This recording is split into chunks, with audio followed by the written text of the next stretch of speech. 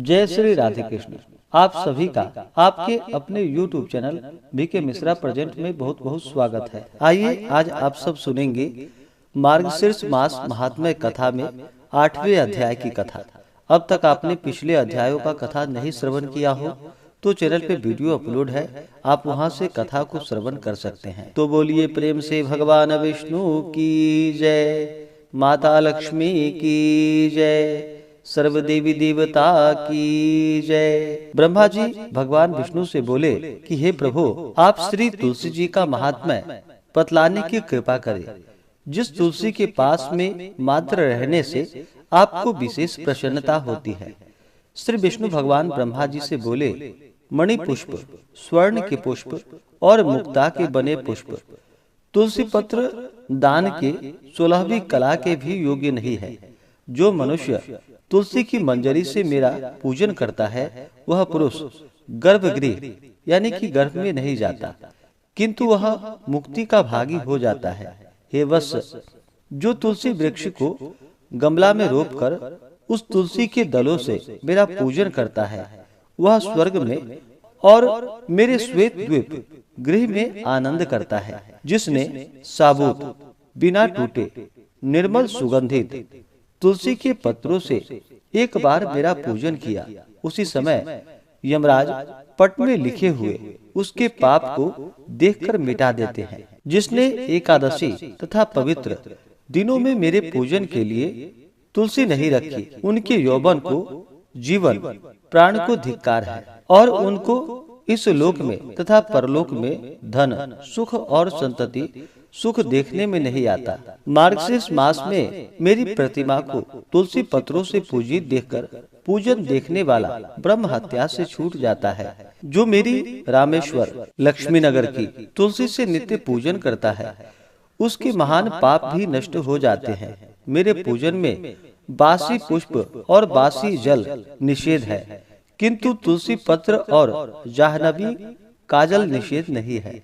हे सूत, मालती आदि पुष्प मुझको प्रसन्न करने के लिए मेरी प्रिय पवित्र तुलसी नहीं मिल जाती। जो मनुष्य बिल्व पत्र से एक बार मेरा पूजन करता है वह आतंक से रहित होकर मेरे समीप में आकर मुक्ति का भागी होता है, अर्थात समीप में ही मुक्ति को प्राप्त हो जाता है। शमी पत्र से, जाति पत्र से, कमल से और कौस्तुभ मणि से भी अधिक तुलसी पत्र मुझको प्रिय है।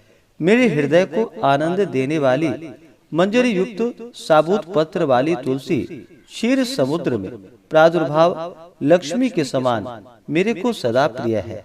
श्वेत तुलसी अथवा कृष्ण तुलसी दोनों मुझको प्रिय है।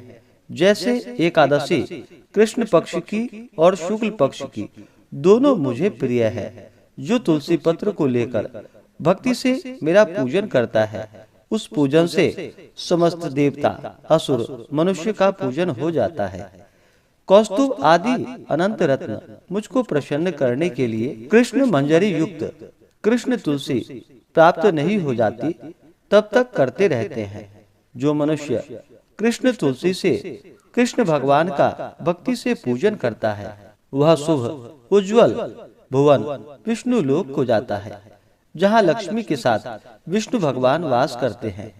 जो लोग मेरे पूजन के लिए भिक्षुओं को और अन्य मेरे भक्तों को तुलसी दल को देते हैं वे लोग अविनाशी परम पद को जाते हैं। जो मनुष्य कृष्ण तुलसी अथवा श्वेत तुलसी से मेरा पूजन करता है वह मनुष्य शरीर को छोड़कर सदा के लिए वैष्णवी गति को पाता है। ब्रह्मा विष्णु भगवान जी से बोले कि हे केशव, धूपदान और दीपदान के महात्म्य को कहिए और उससे मनुष्य को जो फल मिलता है उसका वृतांत हमें बतलाने की कृपा करें। श्री भगवान विष्णु ब्रह्मा जी से बोले कि धूपदान का जो फल है और मुझको अति प्रीतिकर दीपदान का जो महात्म्य है उसको मैं बतला रहा हूँ। मनुष्य मार्गशीर्ष मास में अगर कपूर दिव्य चंदन का सुगंध धूप को देकर अपने 100 कुल का उद्धार कर देता है। जो वैष्णव कृष्ण वर्ण के अगर के धूप से मेरे मंदिर को धूपित करता है वह नरक समुद्र से मुक्त हो जाता है। जो गाय के घी में गुग्गुल और शर्करा मिलाकर धूप देता है, उनकी इच्छाएं मैं पूर्ण करता हूँ। धूप किया हुआ गुग्गुल समस्त अरिष्टों को नष्ट करता है। जो धूपित अगर अनेक कामनाओं को पूर्ण करता है। अगर का धूप देह और गृह को पवित्र करता है तथा समस्त रसों का धूप यज्ञ राक्षसों का नाश करता है। जाति पुष्प, इलायची, गुग्गुल, हड़, कूट, राल, गुड़, सैला, छंड और नख 10 मिलाकर दशांश धूप कहा जाता है। यदि अत्यंत प्रिय मेरे मार्गशीर्ष मास में दशांश का धूप करता है तो मैं दुर्लभ कामनाओं को भी उसके लिए देता हूँ और बल, पुष्टि, पुत्री, स्त्री तथा भक्ति को देता हूँ। जो नागर मोथा का धूप मनुष्यों को प्रिय बनाने वाला, मंगल को करने वाला और दूसरों को वश में कर देने वाला है, उस नागर मोथा के धूप को जो मार्गशीर्ष मास में मेरे सामने करता है और गुड़ के धूप को करता है, वह समस्त पापों से मुक्त होकर मुझको प्राप्त करता है।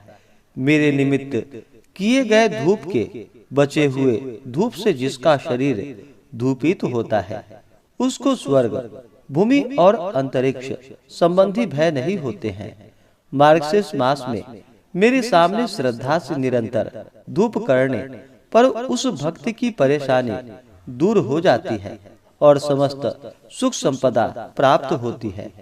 धूप सुंदर रूप को धारण करता है। धूप उत्तम और पवित्र है तथा वनस्पतियों का रस दिव्य है और परम पावन तथा शुद्ध है। अब इसके बाद दीपदान का महात्म्य मैं बतला रहा हूँ, जिसके करने से मनुष्य वैकुंठ लोक को जाता है। इसमें कोई संशय नहीं है। जो घी से बनी हुई बहुत सी बत्तियां की मेरी आरती करता है, वह कोटि कल्प वर्ष पर्यंत स्वर्ग में जाकर वास करता है। जो मार्गशीर्ष मास में मेरे सामने खड़े होकर मेरी आरती को देखता है, वह 7 जन्म तक दोष से मुक्त हो जाता है और अंत में सालों की मुक्ति को पाता है। जो मेरे सामने भक्ति से कपूर की आरती करता है, हे द्विज श्रेष्ठ, वह अनंत स्वरूप मुझ में आकर प्रवेश करता है। हे सूत, निराजन करने पर जो मंत्रहीन, क्रियाहीन किया हुआ भी पूजन संपूर्ण फल को देने वाला होता है। जो मार्गशीर्ष मास में कपूर का दीपक जलाता है, वह अश्वमेध यज्ञ के फल का भागी होता है और कुल का उद्धार करने वाला होता है। जो मेरे सामने और ब्राह्मणों के सामने तथा चौराहे पर दीपक जलाता है, वह मनुष्य बुद्धिमान, ज्ञान से संपन्न और चतुर हो जाता है। जो मनुष्य मार्गशीर्ष मास में मेरे सामने घी का अथवा तेल का दीपक जलाता है, उसके पुण्य फल का वृतांत सुनाता हूँ। समस्त पापों को त्याग कर 1000 सूर्य के समान कांतिमान होकर, ज्योतिषमान, चमक दमक करने वाला विमान पर सवार होकर मेरे लोक में आने पर पूजित होता है। इसलिए विद्वान मनुष्य सब प्रकार से दीपक को जलावे। जो मनुष्य दीपक को जलाकर उसको बुझा देता है, वह अवश्य ही नरक में जाकर गिरता है। हे द्विजोत्तम, जो पात की लोभ से अथवा द्वेष से दीपक की चोरी करने पर वह गूंगा या अंधा हो जाता है। इस प्रकार से श्री स्कंद महापुराण एकाशीतिहास्याम संहितायाम द्वितीय वैष्णव खंडे ब्रह्मा विष्णु संवादे मार्गशीर्ष मास महात्म्य 8वें अध्याय की कथा पूर्ण हुई। तो बोलिए प्रेम से भगवान विष्णु की जय, माता लक्ष्मी की जय, भगवान श्री कृष्ण की जय, सर्वदेवी देवता की जय। इसी प्रकार से अगर आप सब आगे के अध्यायों को सुनना चाहते हो, चैनल पे नए हैं तो चैनल को लाल बटन दबा करके सब्सक्राइब करें, साथ में बेल आइकन घंटी को दबाएं ताकि वीडियो का नोटिफिकेशन आपको समय से मिलता रहे।